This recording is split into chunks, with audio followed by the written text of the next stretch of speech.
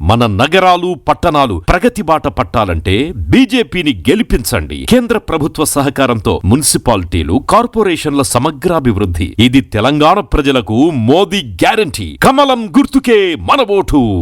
Save Telangana. Vote for BJP. ఈరోజు BRS party, Congress party రెండు కూడా భారతీయ జనతా పార్టీ మీద లేనిపోని ఆరోపణలు చేస్తా ఉన్నారు. కానీ ఆ రెండు పార్టీలు కూడా ఒకరికొక సహకారాన్ని అందించుకుంటున్నారు.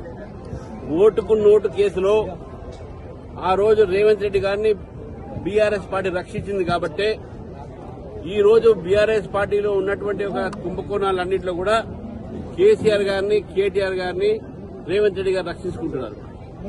అదే భాగంగా ఈరోజు ఫోరెన్సిక్ ల్యాబ్ లో హైదరాబాద్ లో ఎక్కడైతే ఫోన్ ట్యాపింగ్ కేసు సంబంధించినటువంటి ఒక వివరాలన్నీ అక్కడ ఉన్నాయో అక్కడ ఫైర్ యాక్సిడెంట్ అయింది.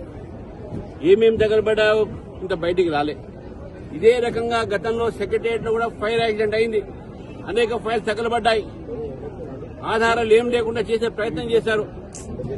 మరి ఈ ఫైర్ యాక్సిడెంట్ ఏది జరిగినాయో దీనిపైన చాలా సీరియస్ గా విచారణ జరపాల్సి ఉంది.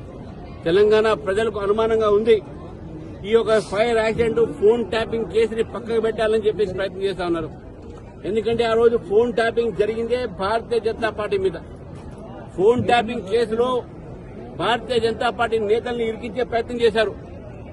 మా ఫోన్ ట్యాపింగ్ చేసి మా భారతీయ జనతా పార్టీ జాతీయ నాయకుల మీద కూడా కేసులు పెట్టే ప్రయత్నం చేశారు, తప్పుడు కేసులు.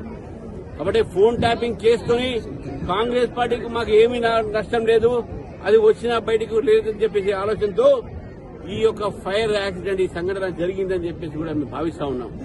కాబట్టి ఫోరెన్సిక్ ల్యాబ్ లో జరిగినటువంటి ఫైర్ యాక్సిడెంట్ మీద దర్యాప్తు జరగాల్సిందే, స్వతంత్రంగా దర్యాప్తు జరగాల్సిందే. అది సిట్టు కావచ్చు, ఇంకేదైనా కావచ్చు, దాని మీద దర్యాప్తు జరగాలి. ఎందుకంటే ఫోరెన్సిక్ ల్యాబ్ అక్కడ ఆధారాలు ఉన్నాయి. కాబట్టి ఈ యొక్క ఫోన్ ట్యాపింగ్ కేసు కూడా కుంటి నడకతో ఈ రోజు దర్యాప్తు జరుగుతూ ఉన్నాయి. 2 సంవత్సరాలు దాటిన తర్వాత ఈ ప్రభుత్వం దానిపైన ఇంకా విచారణలోనే ఉన్నారు. కానీ ఎక్కడ కూడా ఏ ఒక్క పని కూడా చేయలేవాడు.